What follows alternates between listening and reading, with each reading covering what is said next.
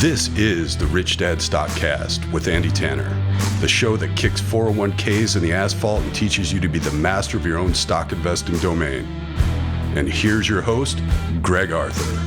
Well, welcome to Rich Dad StockCast. This is our second show of the new year, and we will have Andy Tanner here in a second, but I wanted to kind of express why we had this topic today. Over the new year, I was taking my kids, and we're doing what most rich dad parents do, and we were playing the cash flow game. And it was when my kids came to me and they said, you know how we get out of the rat race? We just wait for the stock card that says $1 and it can like take you up to $40 when you sell. And in truth, that kind of irritated me because I don't know that that's the lesson you want to learn from the game, but they did say, but it's cheating, Dad, because in real life, you wouldn't know that the stock's going to go to $40. And so it was kind of cool because I got to teach them a little lesson about actually, if you look at stock charts, you can actually see a very good idea where it's going to go. And one of the great things about the game is it's not a guarantee. You may never get the market card that gets you the $40. And sometimes you get the card that says your stock gets cut in half. And so it is a little bit more realistic, but generally the easiest strategy in that game, get the dollar card, sell it for 40. And the important part is, for the most part, you could do those things because you can actually know when a stock is lower than its value and when it's most likely to get traded at its value. But here's the thing. I'm no expert in stocks, so you don't want to listen to me talk about this. So here's Andy Tanner to really express, I guess, technical trading and how stocks really can in some ways be somewhat predictable. Is that fair, Andy? Hey, that's a good way to start the new year. First of all, is playing a little cash flow. Well, sure. It was fun. Kim and I did a podcast on the history of that game and how she developed it, and it was fun. I had some good email from that, and one of the messages I got showed a family. They took a picture. I don't know who took the picture. Because they were all in it, but right. There was a family at their kitchen table playing cash flow with a brand spanking new cash flow game. Oh, that's cool. For Christmas.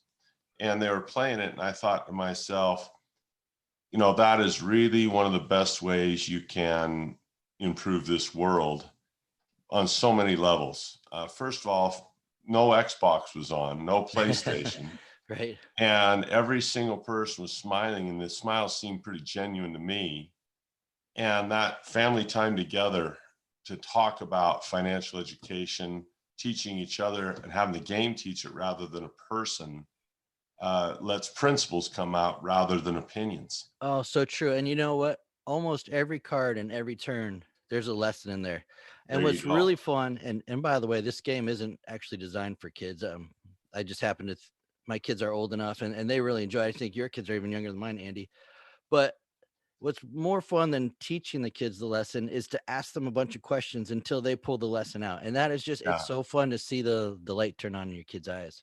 So, concerning the buying a stock for $1, there's a lot of different ways you can invest $1 and get back more than $1. One of the things that, I was intimidated to do was write a Rich Dad book in the Advisor series. And Robert said, no, you have to do this. And I said, boy, I'm not an author. I don't write well. I'll need a lot of help with editors. He says, well, just go do it, And it's interesting because those cost about $1 to print. Right. And they sell for $19 or whatever they sell for. So that's not quite 40, but there's a great lesson there is that, when people say, gee, that's not common for that to happen, their intuition from that game is serving them well. If you set a goal in 2019 to buy a stock for $1 and sell it for 40, you're probably going to be disappointed. But I will tell you this, if you look at time compression, that's what the game does, is the game compresses a lifetime of assets and getting out of the rat race. There's two games. There's Monopoly and there's another game called the Game of Life. Remember that? Oh yeah. And very similar. And in the Game of Life, you wanted to wind up at Millionaire Acres and you were picking up kids along the way. But what makes the cash flow game special is it happens on the financial statement. And every time you pass, a paycheck represents 1 month of time, which can be, a couple of rolls of the dice, really. So it really accelerates it. So I think it's unrealistic to buy a stock for $1 and expect a 40-fold increase in a year. Certainly there's penny stocks that do that. I don't know how to pick those at all. But if you look at the octogenarians and the septuagenarians and the people like Warren Buffett and Charlie Munger, you look at Coca-Cola, he bought that for $3. And what's it trading at today? I should know this because I own some, but it's probably in the 60s right now, I'd imagine. I haven't looked, but yeah, it's it's quite possible over a lifetime to have those types of returns. So when it comes to looking at charts, and technical analysis, there's a war that goes on. It's hard to speak about technical analysis without talking about fundamental analysis and quant trading, all the different ways people, make their decisions. Can I ask you a quick question? Yeah. Are they opposites, or do you need to include both in every decision? Yeah, I don't think they are opposites. That's a really good comment, Greg, because what happens is it seems like it's opposing because the fundamental analysts degrade the technical analysts and vice versa.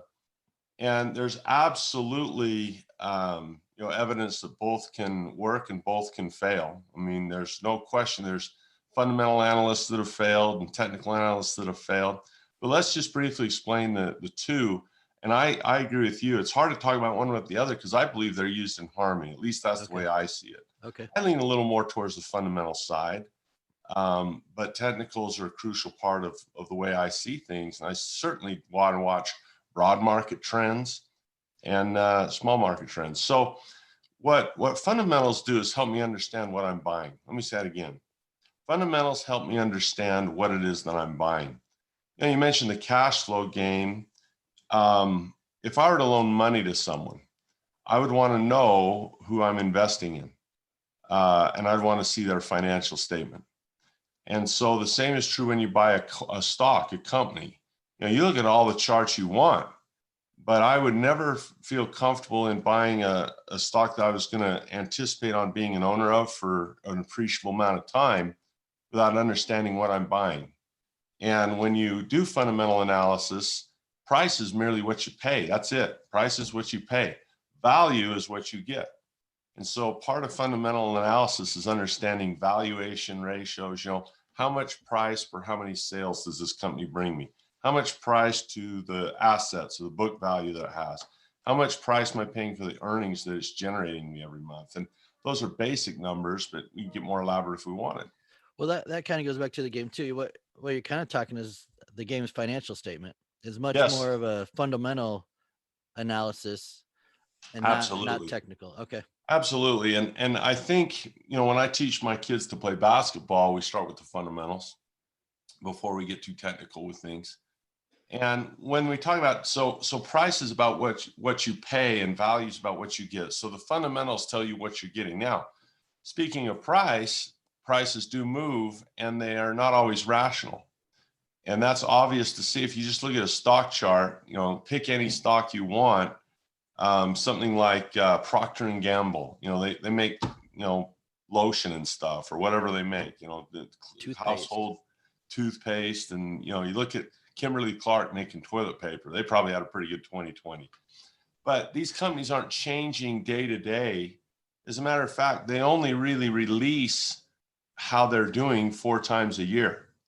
So for there to be a bunch of money thrown into something and the trend starts to show excitement and people try to catch that, those emotions are there and they do play a part. Now, for a value investor that wants dividends and wants things over the long term, they're less concerned about these ups and downs. But people are creatures of habit. If you look at the price of gasoline, there's a floor at maybe $1 a gallon, because if you got it down for $1 a gallon, everyone's going to start driving, right, instead of riding their bike or riding the bus, right? It's just cheaper now. And if you get $5 a gallon, like they've hit in California a couple of times, people start riding their bikes because in their minds, they think they understand what a gallon of gas is worth in terms of what they receive. It's, joules or caloric value to burn off energy, and produce work for us. They have an idea in their mind of what is cheap and what is expensive. And when you see that change, is when you see opportunity. And I'll give an example. Water is now more expensive than gasoline, which is really strange.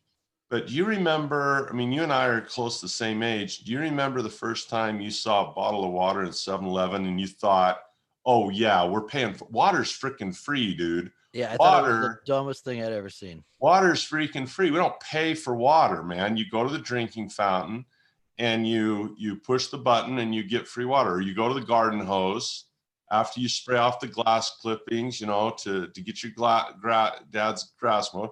You took a swig of water out of the hose. Water is freaking free. And all of a sudden, I was probably, a teenager when they started selling water. And I just remember saying, this is never going to work. This is never going to happen. And that's called resistance. See, I was resisting that type of price. Well, when you can pinpoint where people stop resisting paying prices and begin supporting those prices by purchases, you've really got an opportunity to do well. So here's an example. I was playing basketball and we used to go over to the local church, and for the most part it was pretty clean, but sometimes that drinking fountain, man, it'd take a while between cleanings, and you got blood and sweat and whatever else in there, from the basketball games. And we'd go to 7-Eleven to get a Coke. And we walked into 7-Eleven one time and I saw that, syrupy, sugary brown Coke. And then I saw that clear water in a container that I could take it with me. And it just seemed worth $1 that day. And so I paid $1 for my water for the first time. And I was like, well, I paid for bottled water. I'm still here. Nothing ended. I guess there's value here after all. Right. Next thing you know, now we're paying $1.50, $3. You got to have that Fuji water now, see? And so we went from resisting to support. And the guy who had a vision for that took something that is very, very inexpensive and has a huge markup on it, because this sells for the same price Coke does now with the base ingredient without any of the other ingredients. So we've gone from resisting bottled water to supporting bottled water. And if someone comes to your house, can you imagine them offering tap water? You got to offer them a bottle. That's how it goes. So those price changes, when we resist certain prices to supporting them, we get used to prices. And that helps me, even with fundamentals, of say, when do I want to get into this? And if I decide to change my mind, when do I want to get out? Yeah, that's my next question. What you're describing, is that how technical traders look at it, or is that a fundamental analysis? That's a technical analysis. It really is, all technical analysis is ways to analyze price behavior, right? People's behavior of buying and selling, buying and selling behavior. And there's basically many categories. Well, there's probably 3 basic categories I could put that in. First would be just looking at your charts, your support and resistance and your trends and your lines. That's like the cash flow game. Yeah. The second is very similar. As we learn, there's a genre, I guess you'd call it, called Japanese candlesticks. Somewhere on my shelf back here, right there, the red one and the yellow one, the 2 biggest ones up there, they're by an author named Steve Nissen, and they're on Japanese candlesticks. So there's volumes written on candlesticks, which tell me the behavior. Those actually started in Japan. The reason they have all these Japanese names is before they had yen, they would trade in rice. The samurai were paid in rice. They didn't have yen, and the price of rice would change based on the harvest. And so they would track what people would buy and sell, and they would mark them with these little things that looked like candles. And they would have all kinds of Japanese names. Doji means indecision, and they're legit. They actually do give us some insight, maybe not on the long-term future, but it does tell us how people feel about them. I can look at a candle and I can tell you how the market is feeling today, for sure. And then we have what we call Western indicators. And these are, people like Dr. Gerald Appel, who developed something called the moving average convergence divergence, or the MACD. You have John Bollinger and his Bollinger Bands. And these guys are much smarter than me, and they have their algorithms And there's endless pursuit of trying to find the algorithm that measures when a stock is speeding up, not just the direction, but how fast it's going and how fast it's changing and when it starts to hit a resistance. And we can see that happening. And, I study them a lot because I care about it as an educator. In practice, I lean more towards fundamentals, but I use technicals still every day. Even though I consider myself more of a fundamental guy, I use technicals every day, and we do teach people how to do it. Obviously, a day trader has to do it. A day trader absolutely, is going to use almost no fundamentals whatsoever. In fact, I could probably get away with this. Let me open this up in a preview, and I could just bring this up quickly. I think our viewers on YouTube will be able to see it. There you go. But you can see this is when you take a position for years or months, the fundamentals is very, very important. As a swing trader who does things for days or weeks, they're less important. Day traders and high frequency traders, they don't even consider it. It's not even important at all. So the use of fundamentals wanes depending on what style of investing you do. And you'll notice in the cash flow game, there's all kinds of different styles of investing. For example, you can buy a gold cougar rand. Well, that doesn't cash flow. There's never a time where that's going to add cash flow to getting out of the rat race. A stock dividend would, add cash flow getting out of the rat race.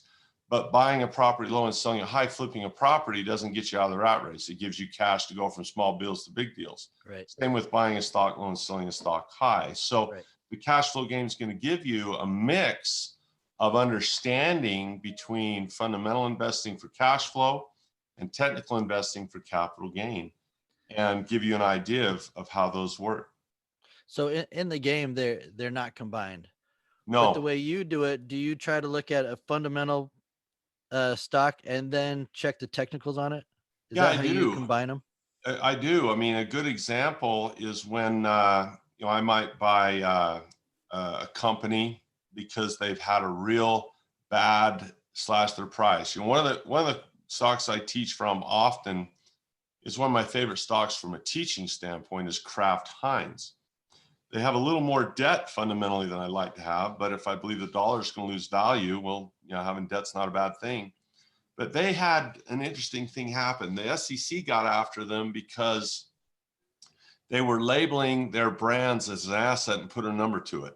How much is the name Greg Archer worth? Probably billions, but we don't know that yet, right? With nothing. Yeah. And so they were saying, well, our brand Ore-Ida and our brand Heinz and our brand Weight Watchers and our brand Jell-O, all these cool Oscar Mayer, just these names are worth a lot. And the SEC said, well, how do you know that? That's arbitrary. So they had what's called some impairment costs, and they lost a whole bunch of their asset column, just disappeared because they said these brands aren't worth what they thought they were. Well, to me, that doesn't change their cash flow, but their price dropped. And I saw their price drop to what we would call a technical level. In other words, when they say, well, this is bad, how far does the price drop? Well, I saw it drop to a level of support, and I said, I'm going to buy a ton of this. I can get it cheaper than Warren Buffett got it. That's because the fundamentals didn't really change because the cash flow, the dividend stayed the same. Yeah, the fundamentals changed in a way that wasn't important to me. Okay. I thought, well, I don't care about how much they have on their balance sheet. I care about how much they're not paying dividends out of that. They're paying dividends out of earnings, right? Right. And so the dividend was through the roof. And once I acquired that stock, here's a very important way I use technicals, is I like to reduce my cost basis on it. So let's say I spend, $22 on it when I buy it. Well, if I sell covered calls on that for, $1 a month or 50 cents a month, it's only a matter of time before those little 50-cent pieces and the little dollars, I do that 30, 60 times, that stock's now free and clear. I'm at infinite return, right? I've got all my money back out of it by selling options. Well, that becomes much more of a technical issue than a fundamental issue now, doesn't it? If I'm going to do that, I need to sell those options in places that I feel comfortable with where they're likely to expire. And that's 100% technicals. Right. So you want to sell just above the ceiling and maybe just below the floor. while still Is that getting fair? some cash flow. I'm going to take that in consideration. I'm going to use the standard deviation most of the time, and I'm going to, see how much I get. And I'm going to create scenarios that if I have to buy that promise back, how much does it cost me and what will I plan? So it's a little more elaborate than your average 401k, which is why we have financial education. But, beyond getting in all those details, the cash flow game is a great way to start the new year. If a family were to say, look, we're just going to have a practice in 2021 where we play that once a week as a family, I will tell you a couple things will happen. First of all, it really doesn't matter what game you play. If your family gathers once a week and puts down their iPhone, their iPad, their Xbox, that's going to be you're going to get to know your kids. You're going to get to see how they think. You're going to spawn discussions no matter what you do. But by combining that idea of family togetherness with a cash flow game, now you're going to learn financial education. And I have, friends that, before COVID, we'd have friends come over, my kids' friends, and I'd say, well, you're required to bring your parents. Your friends can come, but the parents have to come too. And I do little seminars in my living room because I thought it was really cool how it changed the parents' context, not just the kids. You want the kids not on the same page as the parents. And so fundamentals and technicals are taught in the cash flow game at the most basic level, where you learn a little bit of financial statement about what it looks like to have a good asset. And also you start getting a feel for support and resistance, the technical idea of trading. And yeah, it's a game. People say, well, this isn't, perfect real life. Well, yeah, real life happens a lot slower than the game too. Right. But the game's what we call a simulation. If you get in a flight simulator and the flight simulator says you just took off at Kennedy and landed in LAX, you're still in Cleveland in the slim simulator. Right. You're no more richer or poorer having played the game, but you've become richer in your education, which has a chance. Now you can go from JFK to LAX in a plane. So, okay. So Andy, we got to wrap this up. Yep. But if I were to say 4 things I learned, 1, it's always great to play the cash flow game and really any game with your family, but the cash flow game specifically to learn financial education. 2, fundamental trading is really about value, and it's kind of what you learn on your financial statement, which is actually in the game. Yes. 3, technical trading is really looking at the charts and trying to see which direction it's going to go. I guess buy low, sell high, but you can add options to it. And 4, in your opinion, the best way is to do a combination of fundamental and technical. That's just the way I believe it. I think all 4 of those statements are valid and that you can make a good argument for all 4 of them. And I think you had the order right too. Okay. Is the most important thing, in my life, is I kind of say this on my Twitter account is you're supposed to say who you are and what you do. And I put husband first and father second. Sure. Because those are more important than my role as a student, more important than my role as a teacher, investor, author, rich dad advisor, basketball enthusiast, whatever I think I am. And that's where your happiness is going to go for. It doesn't do any good to sit and collect millions and millions of dollars if you don't have people, friends, or family in your life. Much of my happiness, as I study books on happiness, Greg, and if you want to pursue happiness in 2021, after maybe you had a rough year, you'll find 2 really big areas. Number 1 is to do something where you experience flow, something where you're skilled and talented, where it's challenging, like a basketball game, or that's why video games are popular. So they're hard to do, but kids experience flow because they're winning and they're getting better and they're doing something challenging. You can experience that driving on a curvy road, painting a painting. For me, it's teaching. I feel like I'm in the groove, and when I'm making things simple and I see people nod their heads, I experience flow. So what I do with my time brings me happiness. And then second, the people I'm with bring either much of the happiness or the sorrow we experience. If you look at where you feel good and feel bad, it'll often involve another person. And so developing, close relationships with friends, family, children, parents, cousins, whatever, are great ways. And the cash flow game facilitates that happiness by getting in a flow. You experience flow in that game and you enrich your relationships at the same time. cash flow's not played well solo, in isolation. It's not played right. well. You need players to really experience it. So awesome Great. stuff. So Well, there's a thanks for the plug show. for the cash flow game for me. Right. Well, thank you, Andy. I really appreciate taking the time. Thank you, Greg. We'll see you next week. All And again, it's fun to be in the new year. So, first couple episodes of the new year, kind of fun. All right, absolutely. Thanks, Andy. We'll see you. Bye.